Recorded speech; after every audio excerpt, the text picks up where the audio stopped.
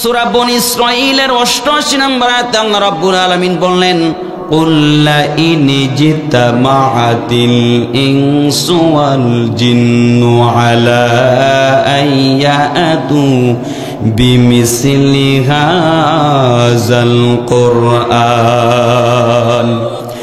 لَا يَأْتُونَ بِمِثْلِهِ وَلَوْ كَانَ بَعْضُهُمْ لِبَعْضٍ ظَهِيرًا।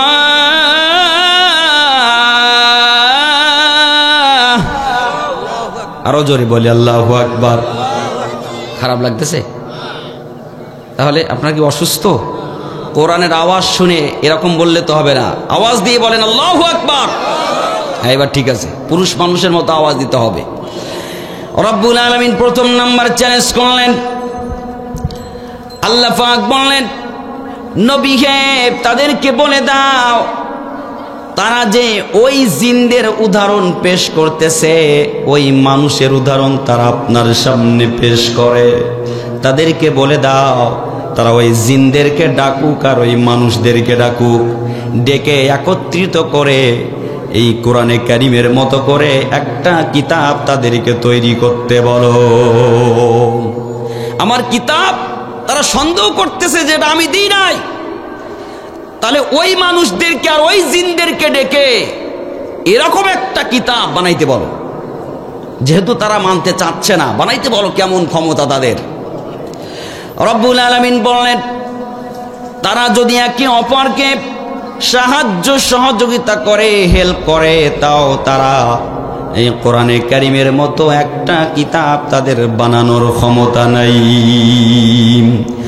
রব্বুল আলামিন দ্বিতীয়বার চ্যালেঞ্জ করলেন। প্রথম নাম্বার চ্যালেঞ্জ যখন গ্রহণ করলেন না, আল্লাহ পাক দ্বিতীয়বার এবার চ্যালেঞ্জ করলেন। সূরা হুদের 13 নম্বর আয়াতে আল্লাহ পাক বললেন, قُلْ فَأْتُوا بِعَشْرِ سُوَرٍ مِثْلِهِ مُفْتَرَيَاتٍ وَادْعُوا شُهَدَاءَكُم مِّن دُونِ اللَّهِ إِن كُنتُمْ صَادِقِينَ।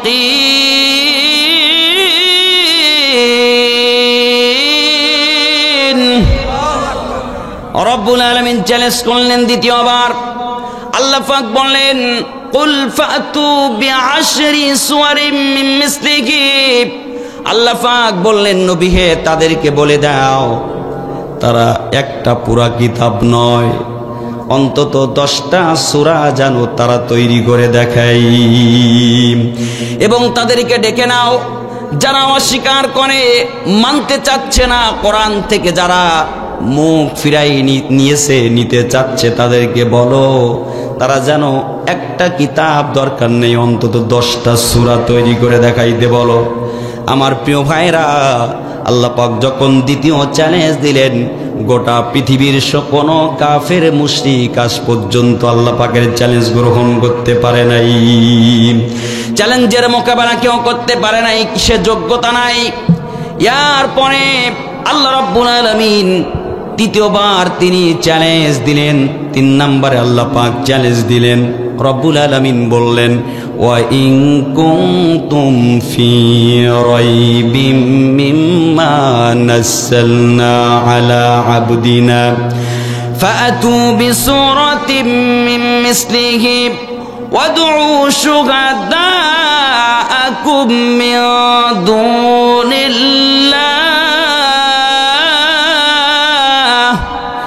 ইন কুনতুম সাদিকিন।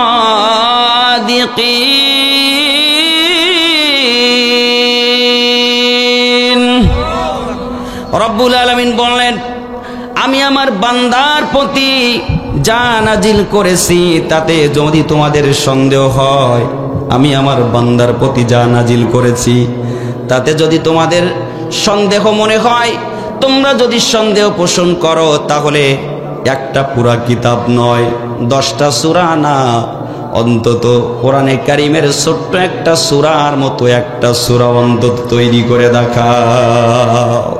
ছোট্ট একটা সূরা, কোরআনের সবচেয়ে ছোট সূরা কোনটা? ইন্না আ'তাইনা কাল কাউসার, সূরা কাউসার।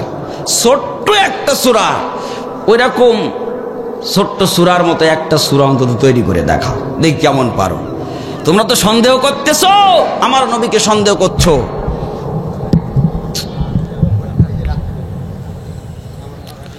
আচ্ছা ভাই, এখানে একটু টাইট দিয়ে দেন।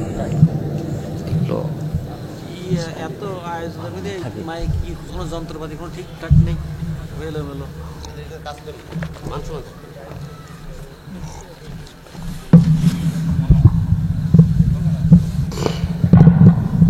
এত বড় আয়োজনে চলে।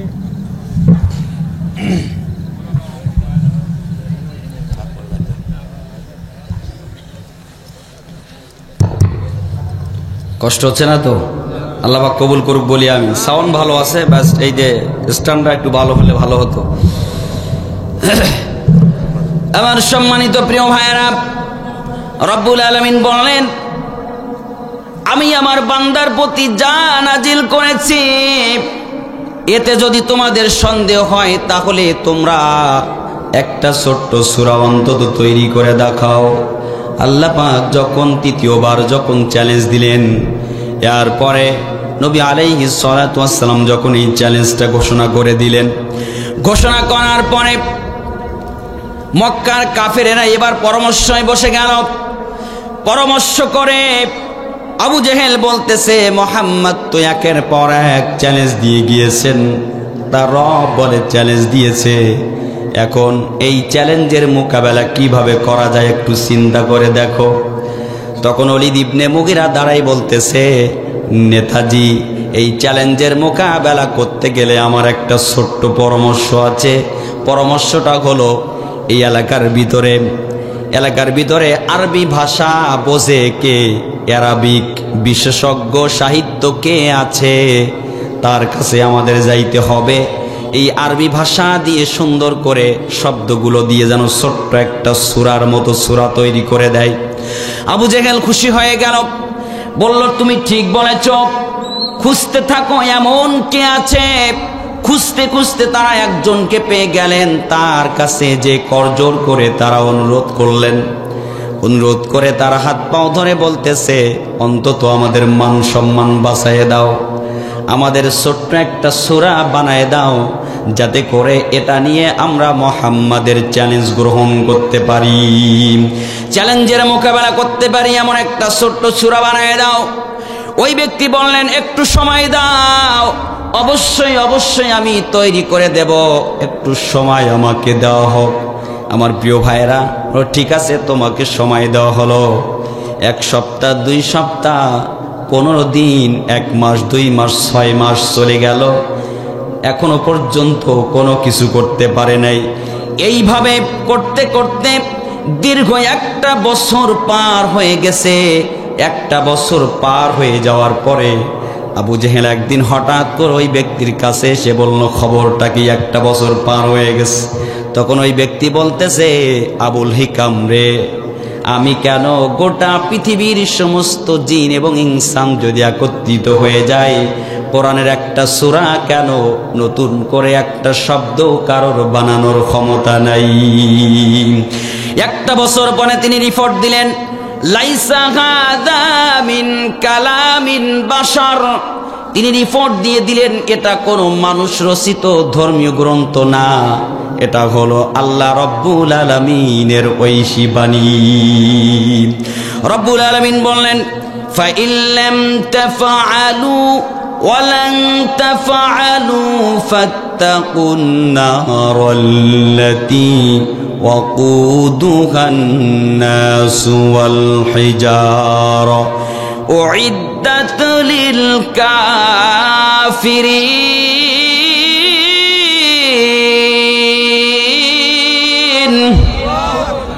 রব্বুল আলামিন বললেন, তোমরা যেহেতু পারবে না, সেহেতু ভয় করো ওই আগুনের যার ইন্ধন হবে মানুষ আর পাথর।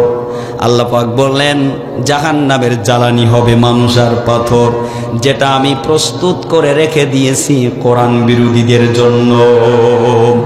যারা কোরআনের বিরুদ্ধাচরণ করবে, যারা ইসলামের পথে চলবে না, যারা কোরআনের পথে চলবে না, যারা আল্লাহর জমিনে আল্লাহর দ্বীন বাস্তবায়ন চায় না, যারা কোরআনের শাসন চায় না, আল্লাহ রাব্বুল আলামিন বললেন তাদের জন্য আমি প্রস্তুত করে রেখে দিয়েছি জাহান্নামের আগুন। যারা কোরআনের শাসন চায় না, কোরআনের আইন, কোরআন দিয়ে রাষ্ট্র পরিচালনা হোক এমনটা যারা চায় না, আল্লাহ পাক বললেন ওরা কোনোদিন মুসলিম হতে পারে না। ঠিক কিনা বলেন? আর এরা হচ্ছে কোরআনের শত্রু, এরা ইসলামের শত্রু, এরা দেশের শত্রু। সুতরাং এদের জন্য আমি প্রস্তুত করে রেখে দিয়েছি জাহান্নামের আগুন।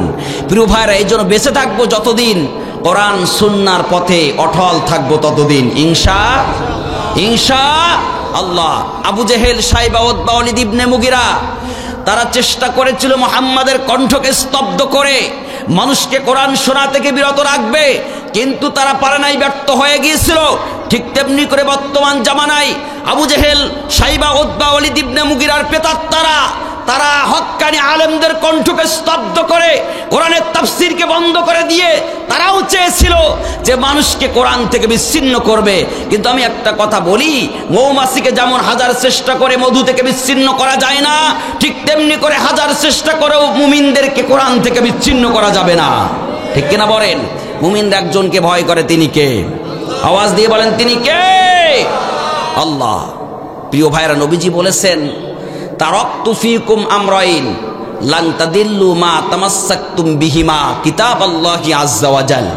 নবীজি বলছেন তোমরা দুইটা জিনিসকে আঁকড়ে ধরো, জীবনও পথভ্রষ্ট হবে না। কয়টা জিনিস? জোরে বলেন, কয়টা? এক নম্বর হচ্ছে কিতাব আল্লাহ, আল্লাহর কিতাব কোরআনে কারীম। দুই নম্বর হচ্ছে সুন্নাত রাসূলিহি, নবীজির সুন্নাত। এই দুইটা জিনিসকে রেখে গেছেন। আর এই দুইটা জিনিস যদি কেউ আঁকড়ে ধরতে পারে, নবীজি বলছেন সে পথভ্রষ্ট হবে না, ভুল পথের পথিক হবে না সে। আল্লাহ পাক তাকে সরল পথেই রাখবে, আল্লাহ পাক তাকে ইহদিনাস সিরাতাল মুস্তাকিমের পথিক বানাবে। আল্লাহ পাক আমাদের ইহদিনাস সিরাতাল মুস্তাকিমের পথিক বানায় দিক, সবাই বলি আমিন। আল্লাহ সুবহানাহু ওয়া তাআলা বেঁচে থাকবো যতদিন কোরআন সুন্নাহর আলোকে জীবন যাপন করার তৌফিক দিক, বলি আমিন। আসুন সেই কোরআনে কারীমের 41 নম্বর সূরা হামিম সেজদার 30, 31, 32 তিনটা আয়াত আমি তেলাওয়াত করেছি। কয়টা? আওয়াজ দিয়ে বলেন, কয়টা? তিনটা আয়াত আমি তেলাওয়াত করেছি। রব্বুল আলামিন যদি তৌফিক দেয়, এই আয়াতের আলোকে আজকে কিছু কথা আপনাদের সামনে শোনায়ে যাব, কিছু মেসেজ কোরআন থেকে দিয়ে যাব। আল্লাহ পাক শোনার, বোঝার, বলার তৌফিক দিক, বলি আমিন। আমার প্রিয় ভাইরা, রব্বুল আলামিন বললেন ইন্নাল্লাযীনা ক্বালু রাব্বুনাল্লাহু সুম্মা ইসতাকামু তাতানাজ্জালু আলাইহিমুল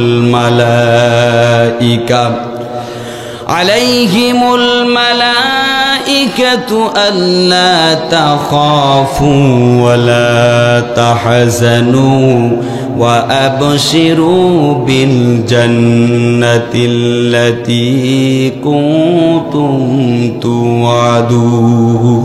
জোরে বলে আল্লাহু আকবার।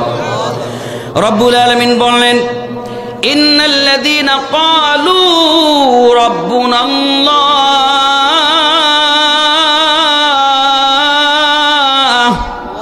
আল্লাহ পাক বললেন যারা আমি রবকে রব বলে স্বীকার করে নেয়, যারা বলে আমাদের রব আল্লাহ, সুম্মা ইসতাকামু, এবং ইহার উপরে ইস্তেকামত থাকে, প্রতিষ্ঠিত থাকে, অবিচল থাকে, আমি রব্বুল আলামিন তাদের মাঝে ফেরেশতা পাঠিয়ে দেই।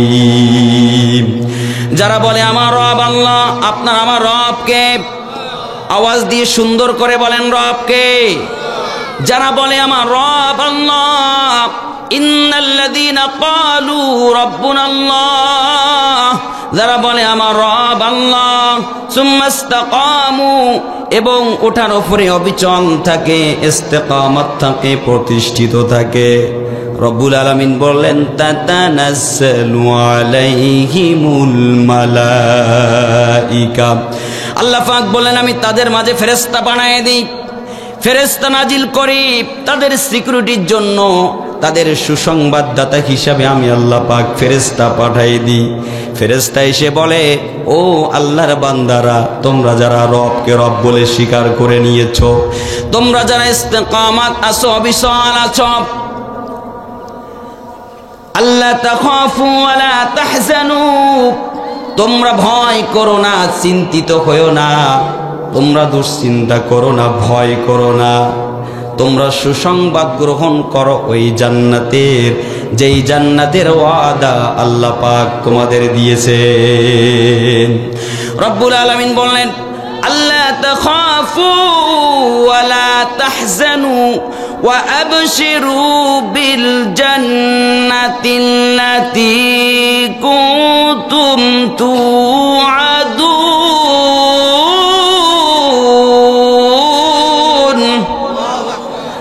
ফেরেশতারা এসে বলে, হে আল্লাহর বান্দারা, তোমরা ভয় পেও না, চিন্তিত হইও না, দুশ্চিন্তা করো না, টেনশন করো না, আমরা তোমাদের সাথে আছি।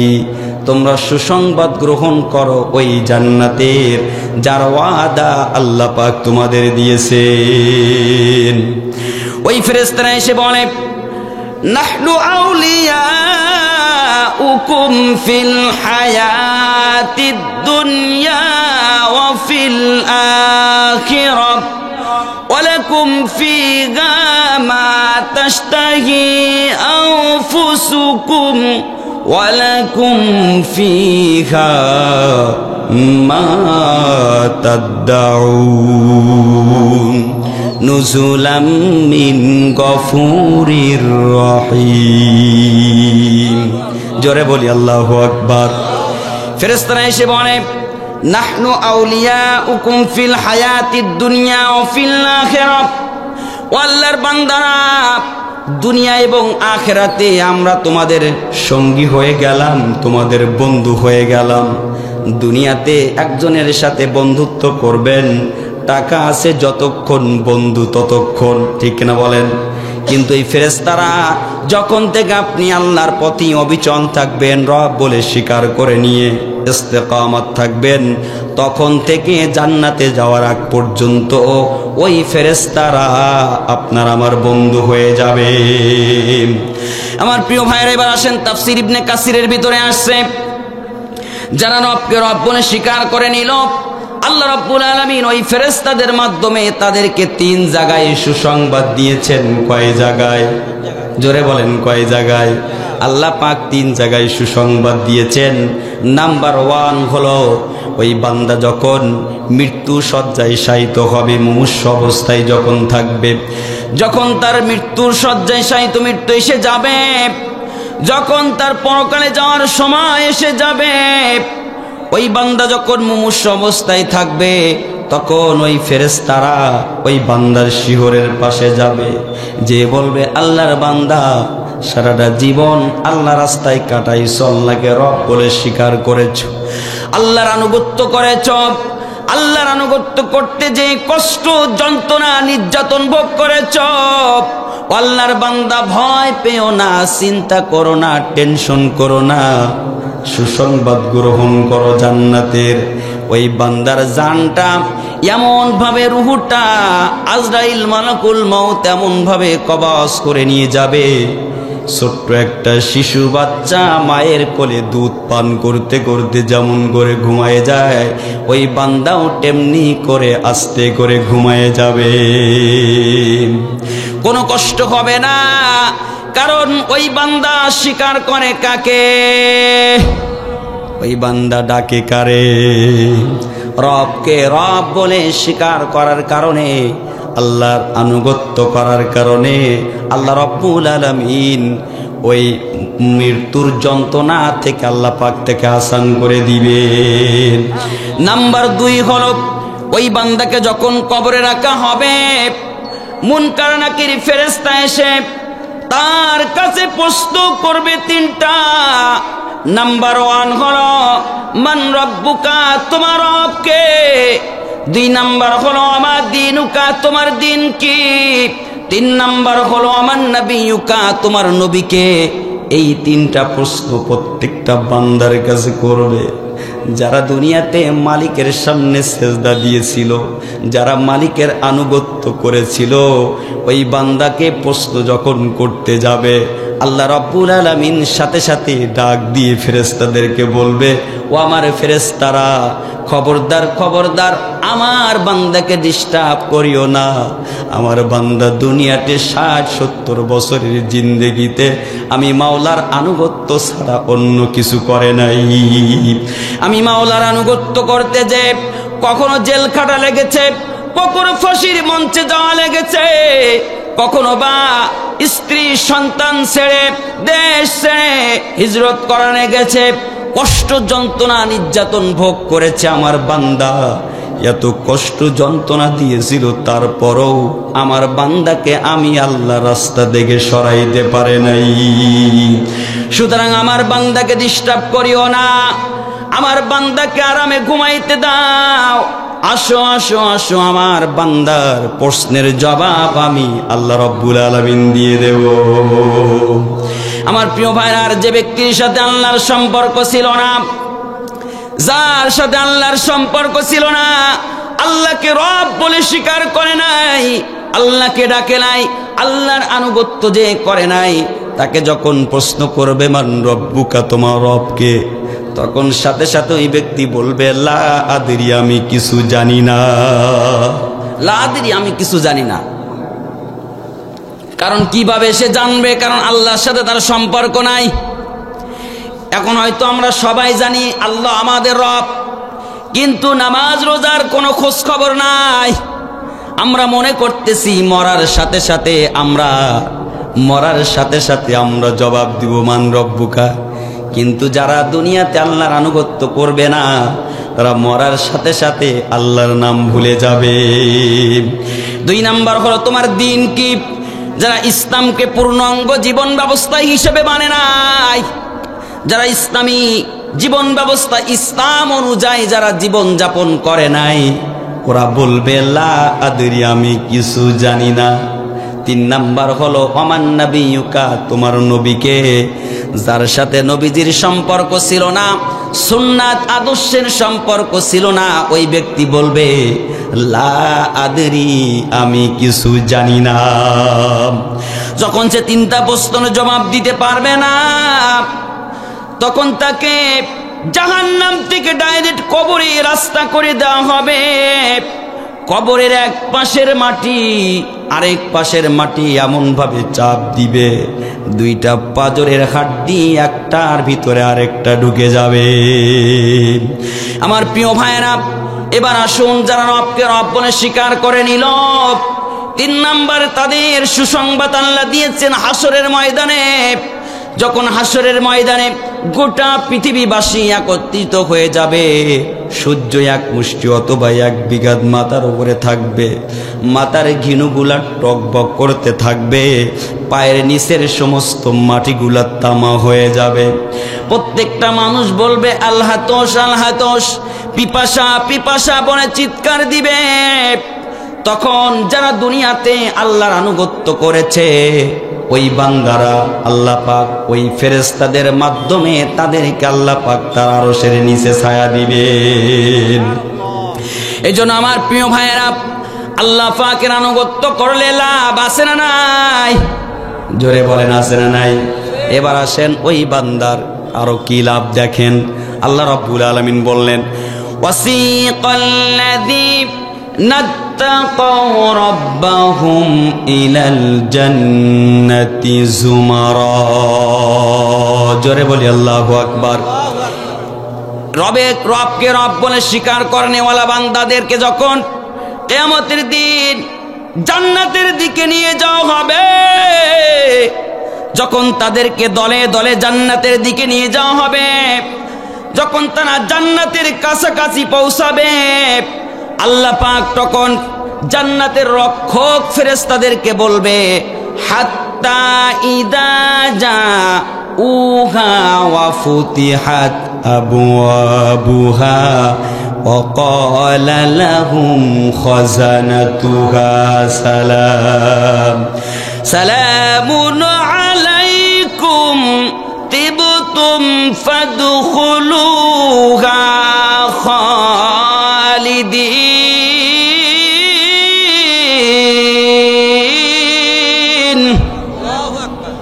জোরে বলি আল্লাহু আকবার।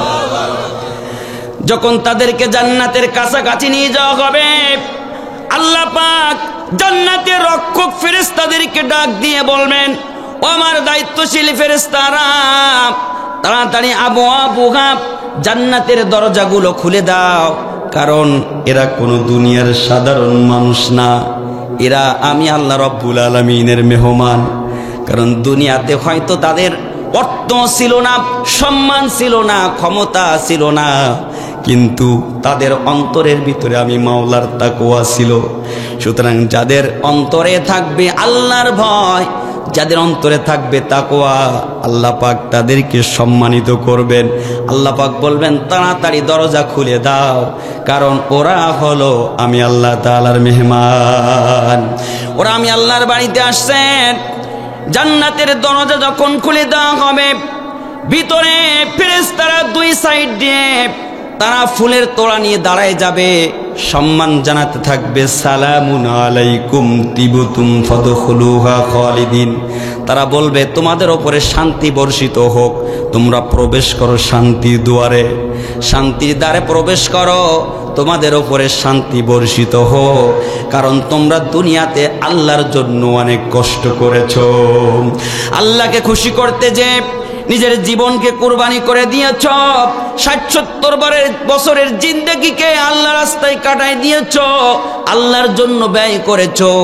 আসো আসো শান্তির দুয়ারে, এখান থেকে তোমাদের বাইর হওয়া লাগবে না। এখানে তোমরা যেটা পাবে, এখানে তোমরা যেটা চাইবে সেটা পাবে, আর এখানে তোমাদের অন্তরসমূহ যা বলবে সাথে সাথে সেটা হাজির করা হবে। এখন এই জান্নাতীরা জান্নাতের ভিতরে যখন যাবে, নাজ নিয়ামত সব পাবে, যা খেতে চাবে সব কিছু পাবে, তারপরও মনটা খারাপ। মনটা কি খারাপ। এখন আল্লাহ বলবেন, সব তো দিলাম, খারাপ কেন? যা ওয়াদা করেছিলাম, যে মনে যা খাতে চাবে, একটা পাখি উড়ে যাচ্ছে, পাখির গোশতটা যদি খাইতে পারতাম, মনে মনে যাচ্ছে একটু মানে বলেছে আর কি, মন সাড়া দিয়েছে, সাথে সাথে ওই পাখির গোশত রান্না হয়ে সামনে আসবে। সুবহানাল্লাহ। এরকম তা আল্লাহ বলবেন যে দিলের তামান্না, মনের আশা আকাঙ্ক্ষা, যা ওয়াদা করেছিলাম তা দিয়েছি, তা এখন মন খারাপ কেন? আল্লাহ যখন প্রশ্ন করবে, জান্নাতীরা বলবে, আয় আল্লাহ তাআলা, দুনিয়াতে না দেখে যে রবকে আমরা সিজদা দিয়েছিলাম, এই শীতের রাত্রে ঠান্ডা পানি দিয়ে ওযু করে ভোরবেলা উঠে, গভীর রাত্রি উঠে তাহাজ্জুদের নামাজ আদায় করেছিলাম। ও আল্লাহ, যার জন্য ঘর বাড়ি ছেড়েছিলাম, যার জন্য জেল খেটেছি, যার জন্য ফাঁসির কাস্টে ঝুলেছি, মাওলা গো, এখনো পর্যন্ত সেই মাওলাকে সচক্ষে দেখতে পাইনি। এটাই হচ্ছে জান্নাতীদের মনের তামান্না, যে সেই আল্লাহকে এখনো দেখতে পাইলাম না। হযরত আব্দুল কাদের জিলানী রাহিমাহুল্লাহ, তিনি একদিন রাস্তা দিয়ে হেঁটে যাচ্ছেন, তার পিছনে শাগরেদরা যাচ্ছে, হুজুর যেন কি বিড়বিড় করে বলতেছে, হুজুর যেন কি বিড়বিড় করে বলে। তো এখন শাগরেদরা বারবার শোনার চেষ্টা করতেছে, বোঝার চেষ্টা করতে হুজুর কি বলে। তো এখন পারতেছে না, খুব আস্তে আস্তে বলতেছে। এখন একজন শাগরেদ একটু কাছাকাছি, যে হুজুর একটু আওয়াজটা একটু জোর হয়ে গেল, ও শুনে ফেলেছে।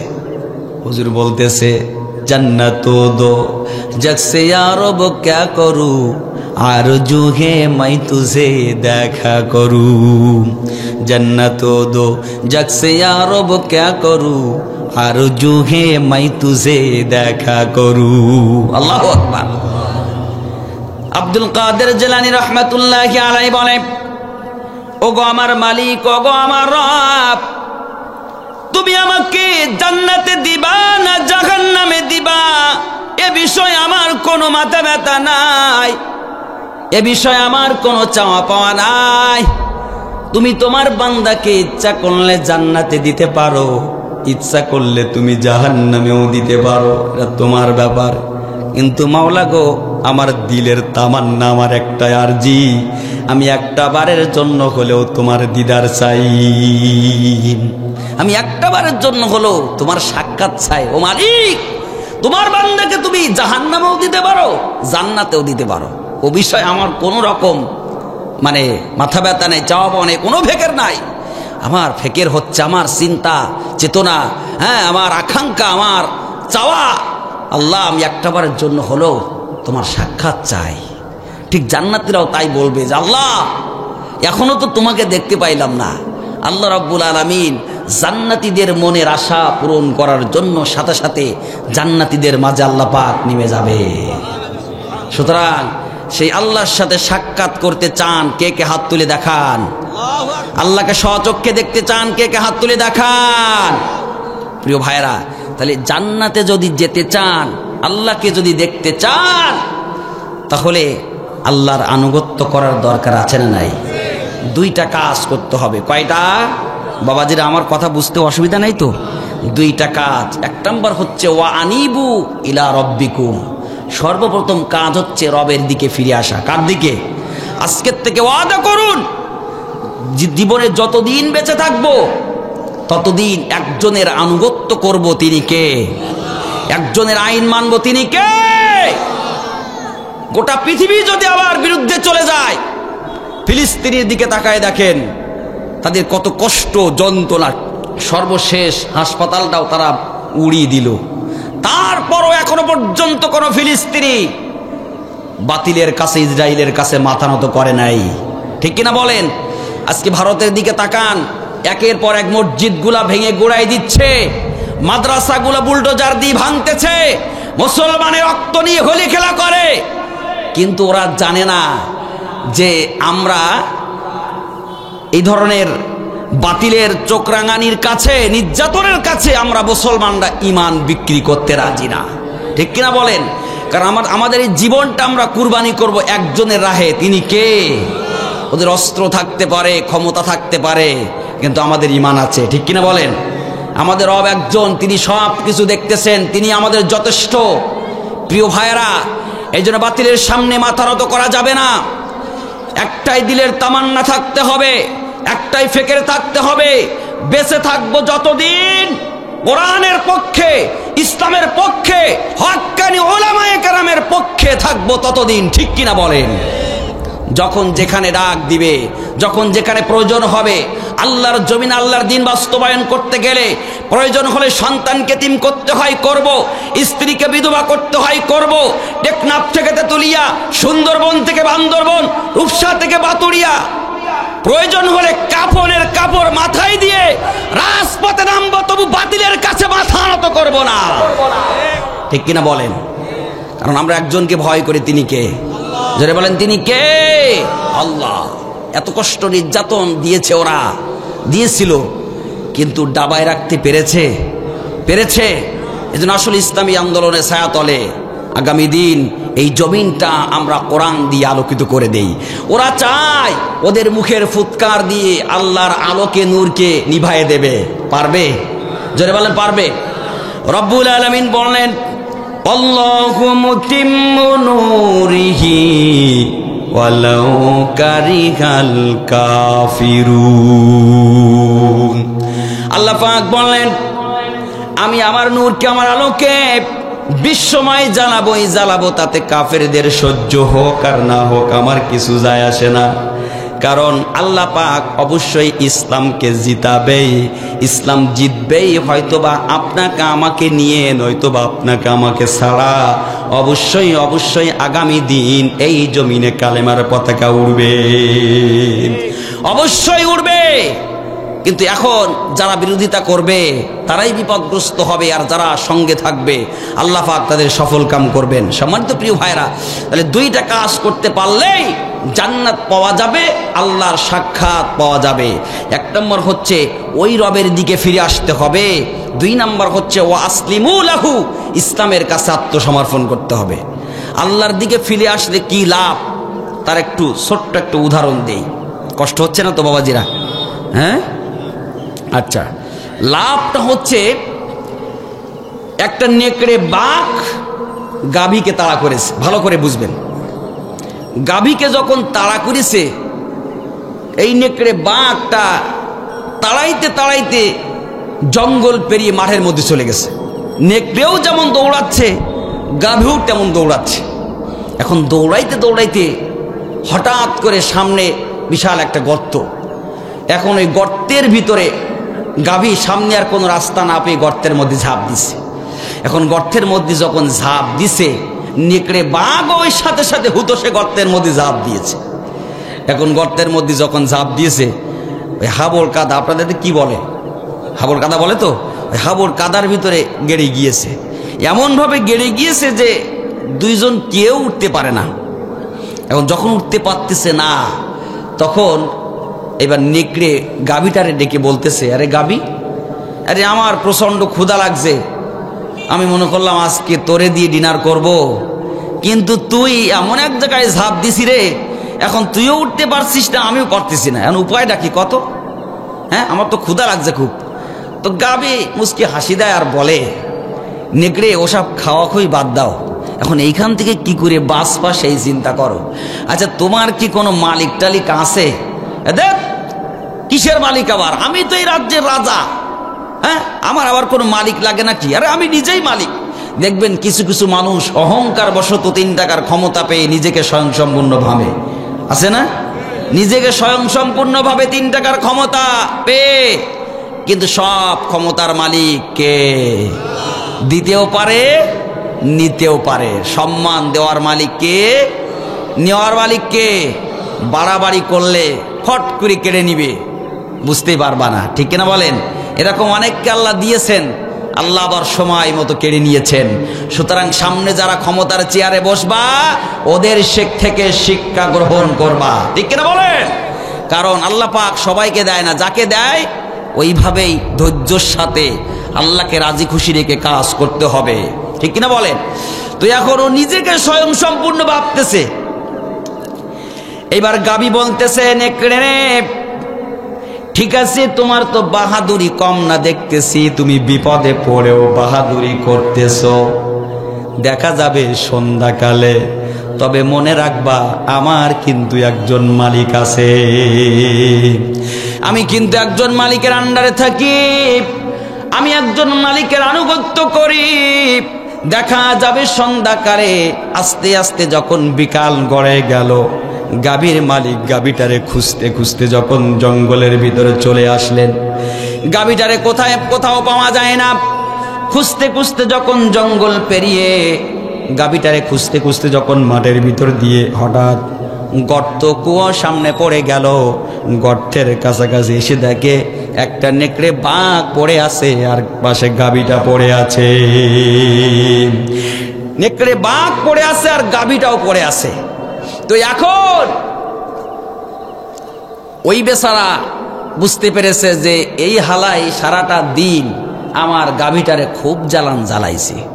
এবার গাভীটারে উপরে উঠে পরিষ্কার করে সাইডে রেখে ছোট্ট একটা কুয়াশা জঙ্গল থেকে ভেঙে নেকড়ের যখন পাছায় বাড়ি দিচ্ছে, হ্যাঁ বাড়ি দিচ্ছে, আর বলতেছে, তুমি সারাটা দিন আমার গাভীটারে তাড়াইছো আর জ্বালাইছো, ঠিক তেমনি করে বর্তমান সময়ে যারা মুমিনদেরকে কষ্ট দিচ্ছ, কষ্ট দিয়েছ, বাড়িতে থাকতে দাও নাই, জুলুম অত্যাচার নির্যাতন করেছ, কষ্ট দিয়েছ, ঠিক তেমনি করে তোমাদের জন্য জুতার বাড়ি তৈরি আছে, ঠিক কিনা বলেন?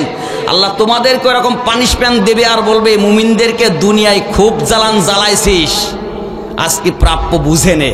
ঠিক গাভীর মালিক যখন নেকড়েটারে বাড়ি দিচ্ছে, গাভী তখন পাশ থেকে বলতেছে, নেকড়ে রে, আজকে যদি তুই আমার মতো মালিকের আন্ডারে থাকতিস, আমার মতো মালিকের আনুগত্য করতিস, তাহলে আজকে তোকে মার খাওয়া লাগতো না। আমার মালিক যেমন করে আমাকে না পেয়ে খুঁজতে খুঁজতে শেষ বেলায় আমাকে পেয়ে গেল, ধুয়ে মুছে পরিষ্কার করে বাড়ির দিকে নিয়ে যাচ্ছে, ঠিক তেমনি করে তোমার মালিকও তোমাকে ধুয়ে মুছে পরিষ্কার করে বাড়িতে নিয়ে যেত। প্রিয় মুসলমান ভাই, আমার বাবাজিরা, আমার উদাহরণটা হচ্ছে এখানে, আজকে যারা 60 বছর 70 বছরের জিন্দেগিটা পেয়ে মাওলাকে রাজি খুশি হয়ে আল্লাহর আনুগত্য করবা, ইসলামকে জীবন ব্যবস্থা হিসেবে মেনে নিবা, আল্লাহর আনুগত্য করবা, ওই ব্যক্তির জীবন যেদিন শেষ হয়ে যাবে, সেদিন আল্লাহ রাব্বুল আলামিনও সামান্য 60-70 বছর জিন্দেগির ত্রুটি বিচ্যুতিগুলা ধুয়ে মুছে পরিষ্কার করে আল্লাহ পাকও ওই বান্দাকে জান্নাতে নিয়ে যাবে।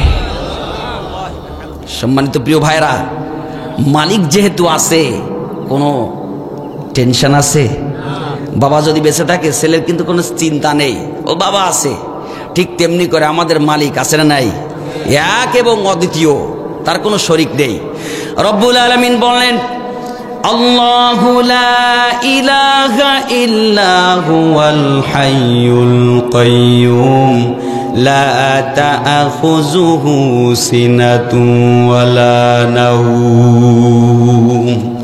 তিনি হচ্ছেন সেই রব, তিনি ছাড়া কোনো ইলাহ নাই, যিনি চিরস্থায়ী চিরঞ্জীব। ও বাবাজিরা, এমন একজন রব আমরা পেয়েছি যিনি চিরস্থায়ী, যার কোনো স্থায়িত্ব নাই, যিনি চিরস্থায়ী এবং চিরঞ্জীব। কতদিন তিনি থাকবেন, কতদিন বাঁচবেন, এটা যেমন আমাদের গ্যারান্টি আল্লাহ পাকের কাছে আছে, ঠিক আল্লাহ পাকের কোনো গ্যারান্টি নাই তিনি কতদিন থাকবেন। চিরঞ্জীব চিরস্থায়ী এমন একজন রব পেয়েছি। আহারে, গভীর রাত্রে সেই আল্লাহ পাককে ডেকে দেখেন, তাখুযুহু সিনাতু ওয়ালা নাউম, যার কোনো তন্দ্রা নেই, নিদ্রা নেই। সুবহানাল্লাহ বলবেন না? এই সারাটা রাত আমরা ঘুমাই, আমাদের সব কিছু একজন পাহারা দেয়, তিনি কে? আজকে এই যে ঈশার নামাজ পড়ে ঘুমায় যাও আর ফজর পড়ো, অনেকে আছে নামাজের তো দাঁড়ই ধারে না, ঠিক না? নামাজের কথা বললে বলে সময় নেই, আছে না? আছে কি না? আমার এক মুসল্লি, আমি বললাম ভাই নামাজ পড়বেন না, কয় ওইসব সিস্টেম আজকাল নেই। ওসব সিস্টেম কথা বলে না, আজকাল নেই। আমি তখন লেখাপড়া করতাম আর কি, তো যখন বলতেছে ওসব সিস্টেম নাই, তো আমি মনে মনে চিন্তা করতেছি, এর সামনে যদি আমি এক গাদা কোরআন হাদিস ঝাড়ি, এ ফেরবে না, একটু অন্য কায়দায় ফিরাইতে হবে। তাহলে ঠিক আছে, সিস্টেম যেহেতু নাই, আচ্ছা তাহলে থাক, সমস্যা নেই। এখন আমি মনে মনে চিন্তা করতেছি, ওর ঘরে ছাদ দেখছে, আর ছাদ যাই হয়ে যাবে তখন হুজুরির ঠিকই দরকার হবে, ঠিক না? হবে কি না? কারণ নতুন ঘরে উঠতে গেলে কিন্তু হুজুরের দরকার। হুজুরগা যতই দোষ দেন না কেন, বিয়ে করতে গেলে লাগবে, নতুন ঘরে উঠতে গেলে লাগবে, মরার সময় লাগবে, নতুন দোকান করবার তাও হুজুর লাগবে, জেনে যাও সেনে হুজুর ঠিকই লাগবে। আবার হুজুরকে গন্ধ আছে না নাই? জোরে বলেন, আছে না নাই? আর সবচাইতে বেতন কম ইমামদের। ক টাকা? 5,000 টাকা বেতন। 5,000 টাকা বেতন দিয়ে ওরে সর্বনাশ, চোখ রাঙানি কি? হ্যাঁ, আমি এক সময় মসজিদের সভাপতি ধরে পিটাইলাম, আমি মসজিদের সভাপতি ধরে একসময় পিটাইলাম। সে ছিল গাদ্দার, মানে ইমাম সাহেবের কোনো ভ্যালু নাই, তিনি সব, মানে উনি বলবে তাই নামাজ পড়াই দিবি। এমন পিটাইছিলাম যে ওই যে সোজা হয়ে গেল, আর কোনোদিন ব্যাকা হয়নি।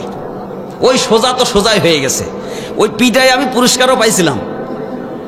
হ্যাঁ, আমার পুরস্কারও দিয়েছিল এলাকার থেকে, যে না একটা কাজ করেছে। মানে ওই মসজিদটাই 15 দিন কোনো ইমাম টেকে না, ইমাম আসে আর যায়, আসে আর যায়। তা আমি বলেছিলাম যে আমি সাতক্ষীরার সন্তান, আমি যদি আর সোজা না করতে পারি আমি আর জীবন ইমামতি করব না। তা ঠিক সোজাই করে দিলাম। শোনেন, আজকে এলাকা পরিবর্তন না হওয়ার পিছনে আমাদের ইমামদের কিছু দুর্বলতা আছে, আছে না নাই? কারণ বর্তমান জামানার ইমামরা সত্য কথা, হক কথা মসজিদের মেম্বারে বসে বলতে পারে না, কারণ মনে করে সত্য কথা বললেই চাকরি চলে যাবে, আছে না নাই? রিজিকের মালিক কে? যেই ইমাম দুর্নীতির বিরুদ্ধে, যেই ইমাম সুদ ঘুষ জেনা ব্যভিচারী অন্যায়ের বিরুদ্ধে বলিষ্ঠ কণ্ঠে কোরআন হাদিস দিয়ে সত্য কথা বলতে পারে না, ওই ইমাম সত্যিকার ইমাম হতে পারে না। কি হবে ইমাম হয়ে, আলেম হয়ে সমাজেতে, পারো যদি সত্য কথা উচ্চ স্বরে না বলিতে? কি হবে ইমাম হয়ে, আলেম হয়ে সমাজেতে, পারো যদি সত্য কথা উচ্চ স্বরে না বলিতে? চাকরির ভয় করো যদি, ছেড়ে দাও ওই না গদি, চাকরির ভয় করো যদি, ছেড়ে দাও ওই না গদি। কি হবে ধোকা দিয়ে আল্লাহকে, কি হবে ধোকা দিয়ে বিবেকটাকে, কি হবে বেঁচে থেকে অযথা বিদ্যা শিখে, যদি না গড়তে পারি শোষণবিহীন সমাজটাকে, যদি না গড়তে পারি শোষণবিহীন সমাজটাকে, ঠিক না? এজন্য সত্য কথা, হক কথা বলতেই হবে, কারণ রিজিকের মালিক একজন, তিনি কে? রিজিক জমিন থেকে না, রিজিক আসে রাজ্জাকের থেকে, ঠিক কিনা বলেন? খাওয়ানোর মালিক কে? আল্লাহ। প্রিয় ভাইয়ের জন্য হক কথা বলতে হবে। তো যাই হোক, আমি যখন তাকে বললাম সিস্টেম নাই, আচ্ছা ঠিক আছে, ওখান থেকে সপ্তাহখানিক পরে যখন আমি আসরের নামাজ পড়ে মসজিদের আপনার বারান্দা দাঁড়াইছি, এমন সময় দেখি বেচারা আসছে। এই যে আমার বলতেছে, হুজুর সালাম আলাইকুম। হ্যালো, ওয়ালাইকুম। মানে সালাম যা দেশে তা যাতে আমি খেয়ে হয়ে যাই সেই সালাম দিয়েছে, বুঝতেছেন? হ্যাঁ, বর্তমানে সালাম যে কি দেয়, সালাম দেওয়া এবং গ্রহণ করা, সালাম দেওয়া এবং জবাব দেওয়া উভয়ের ভিতরে কল্যাণ, উভয়ের জন্য দোয়া করা, কিন্তু আমরা যা দেই তা গজব ডাকে। তো এখন যখন দিলাম হলো ওয়ালাইকুম, ভাই কি ব্যাপার? তা বলতেছে হুজুর ওই বাড়ি স্বাদ হয়ে গেছে, একটু না গেলে হবে না। তাই আমি বললাম ওসব সিস্টেম আজকাল নেই, ওসব সিস্টেম আজকাল নেই। ও আর কোনো কথা নেই, মাথার আছে ওকে দাঁড়াইছে। আমার পাশে আরেক মুসল্লি ছিল, বলতেছে হুজুর কি ব্যাপার? আমি বললাম ভাই ওর একজন নামাজের কথা বলিলাম, তো বলতে সব সিস্টেম আজকাল নাই। তো যার মসজিদ মুসল্লি নামাজ আর ইমামের সাথে সিস্টেম নাই, তার বাড়ির কোনো কাজের সাথে আমাদের সিস্টেম নাই। এইবার ওই বেচারা কিছুক্ষণ পরে মাথা উঁচু করে বলতেছে হুজুর আমি একদিন আপনাকে ভুল করে কথাটা বলেছিলাম, আজকের থেকে ওয়াদা করতেছি জীবনে আর কোনোদিন নামাজ ত্যাগ করব না। আমি বললাম আগে আসরেরটা পড়ো, তারপরে কথা হবে। আসরে নামাজ পড়াই নিয়ে তার বাড়িতে গেলাম, দোয়া করে দিলাম। এখন সে দাড়ি রাখছে, চিল্লাও ঘন ঘন দেয়। তাকে দেখলে মনে হয় কোনো মসজিদের ইমাম, হেদায়েত দেওয়ার মালিককে।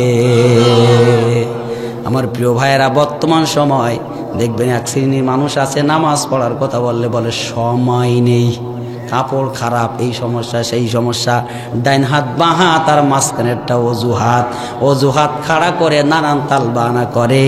আজরাইলের সাথে যেদিন দেখা হবে অজুহাতে কাজ হবে না, হবে না, ওদিন বললে হবে, হবে না? দেখ ভাই আমার এখনো মাঠের ধান করা তুলতে পারিনি, এই কাজ সেই কাজ, ওর কাছে একটু দোয়া চেয়ে আসি, সময় দাও, দেবে? ইজাজা আজালুহুম লা ইস্তাখিরুনা সাআতান ওয়া লা ইস্তাকদিমুন।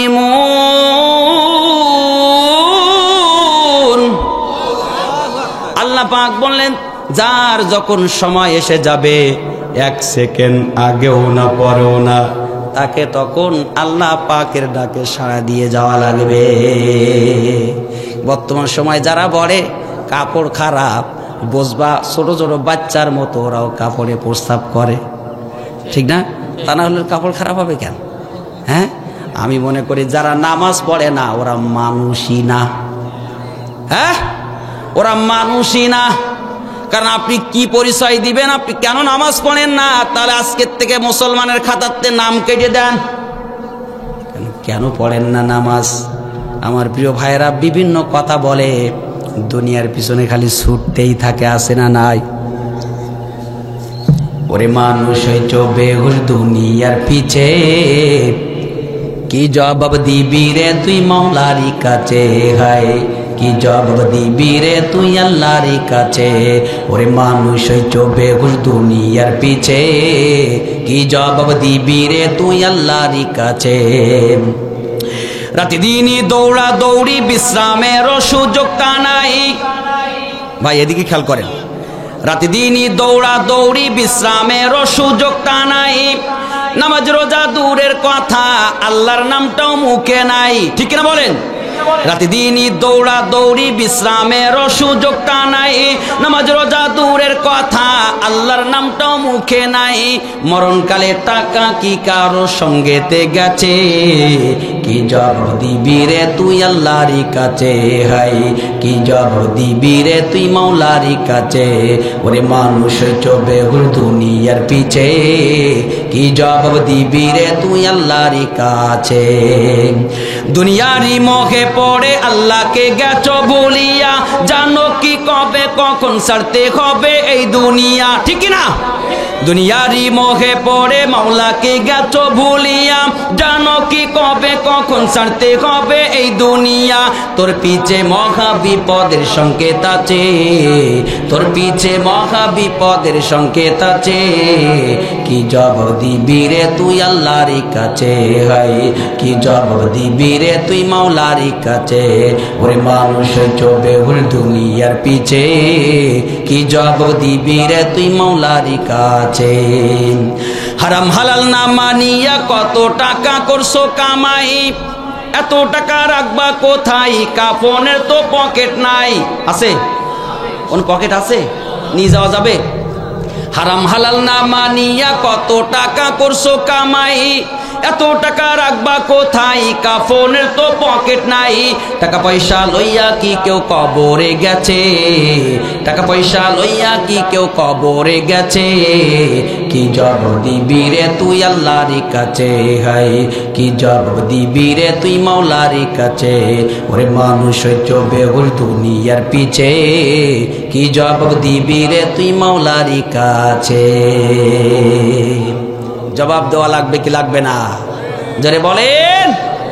রব্বুল আলামিন বলেন, তোমরা যদি দুইটা কাজ করতে পারো, এক নাম্বার হলো রবের দিকে ফিরে আসা, দুই নাম্বার হলো ইসলামের কাছে আত্মসমর্পণ করা। এই দুইটা কাজ কখন থেকে করবা? আইয়াতিয়াকুমুল আযাবু সুম্মা লা তুনসারুন মিন ক্বাবল আইয়াতিয়াকুমুল আযাবু সুম্মা লা তুনসারুন।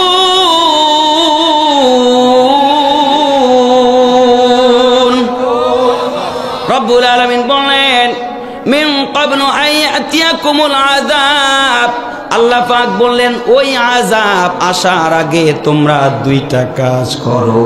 কোন আযাব? কোন আযাব? আযাবটা হলো মৃত্যু। মৃত্যুর পরে আর কাউকে কোনো সাহায্য করা হয় না।